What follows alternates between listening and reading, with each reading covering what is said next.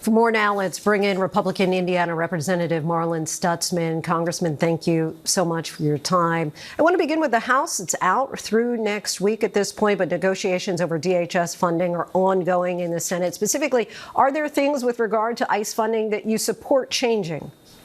Well, Lindsey, great to be with you again. The House has passed our version of the bill, and I think that we can continue to just wait on the Senate. The Senate is really where the obstacles are in order to pass the legislation. I know that there's been a lot of talks between both the House and the Republicans and the Democrat leadership on the Senate side, but it's really going to depend on the Senate ultimately on what they can agree to. If they can agree to something, I'm sure they'll send it back to the House side, and then we'll see what it is.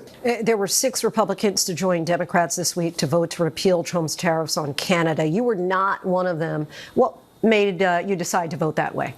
Well, I just really believe that President Trump has shown us that he can use tariffs as an economic tool for resetting economic policy and also as a national security tool. For far too long, other countries have been taking advantage of America through their tariff policy, and we just simply haven't responded. Now, the Supreme Court has taken up the case. My hope is that they come back and say, you know what, President Trump does have the ability to put tariffs in place, but if it's something that's going to be permanent, then obviously Congress has to be involved and has to cast a vote. So I think that that was really important to support President Trump and what he's done. It hasn't send the economy into major free fall. It has really given him the ability to bring people to the table to negotiate and get a better trade deal for the American people. But what about the American people who are saying because of the tariffs, they're spending more money for their everyday products? Some estimate to the tune of $1,000 more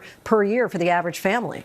Oh, I don't think that's coming from tariffs. So we saw the cost of inflation really be the real culprit here during the Biden administration. Post-COVID, going into the Biden years during the administration, that we saw inflation skyrocket. I was in the retail space before coming back to Congress in 24, and we saw it. The cost of food went up, the cost of labor went up, everything went up. And so what President Trump has actually done, and I think is something that we should consider, is capping credit cards at 10% for at least 1 year. It just gives the American people a chance to catch back up. Let's talk about the failed indictments of 6 of your colleagues in Congress for posting a 90-second video. And I want to quote a couple of Republican senators. Senator Wicker said, "I think the grand jury made the right decision." Senator Murkowski said she thinks, quote, "It's a very disturbing direction that the administration has taken in basically trying to make criminals out of sitting lawmakers who effectively pointed out what the Uniform Military Code of Justice says." Do you agree with her?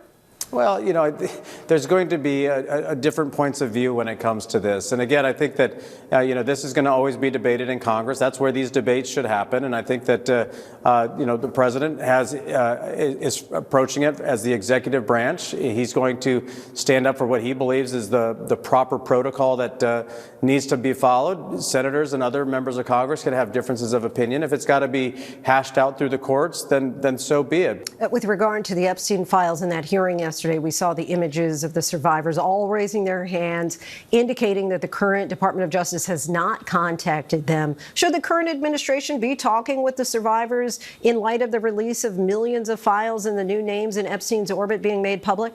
Well, Lindsey, it's a tough call. I mean, do you want the government to call you if you're a victim?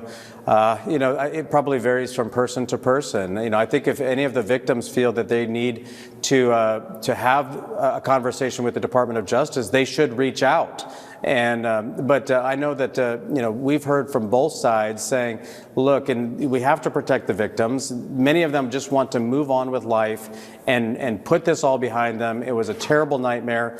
They don't want to talk about it in a public forum, but others are going to feel differently. So I think that that's where they need to be, willing to reach out. And I'm sure that the Department of Justice would be happy to talk to them because we want to make sure that each individual as the victims can find closure to the nightmare that they've experienced under Jeffrey Epstein's trail of terror. Congressman Stutzman, we thank you so much for your time. Thank you, Lindsey. Great to be with you.